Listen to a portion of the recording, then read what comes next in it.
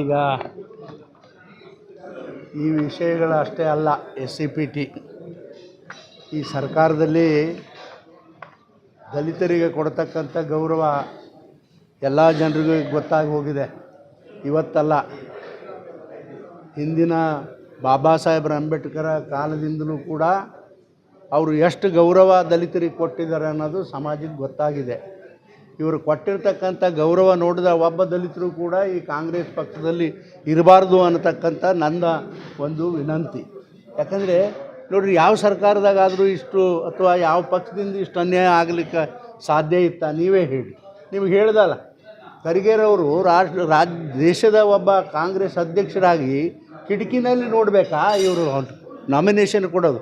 ಇದಕ್ಕಿಂತ ಅವಮಾನ ಯಾರ್ಯಾರ ಮಾಡ್ತಾರಾ? ಯಾಕೆ ಕರ್ಕೊಂಡು ಹೋಗ್ಬೇಕಿತ್ತಪ್ಪ ಒಬ್ಬ ದಲಿತ ವ್ಯಕ್ತಿ ಪಕ್ಷದ ಅಧ್ಯಕ್ಷ? ನಮ್ಮ ಪಕ್ಷದಾಗ ನೋಡಿರಿ, ಪಕ್ಷದ ಎಲ್ಲಾದರೂ ಕೂಡ ಪ್ರಧಾನಮಂತ್ರಿಗಳು ಹೋದರೆ ಪಕ್ಷದ ಅಧ್ಯಕ್ಷರನ್ನ ಕರ್ಕೊಂಡು ಹೋಗ್ತಾರೆ. ಆದರೆ ಇವರು ಕರ್ಕೊಂಡು ಹೋಗಿ ಅವನು ಹೊರಗೆ ನಿಲ್ಲಿಸಿ ಕಿಟಕಿನಲ್ಲಿ ಮುದುಕ ಹಿಂಗೆ ನೋಡ್ತಾ ಇತ್ತು. ನಮಗೆ ಅಸಹ್ಯ ಅಲ್ವಾ?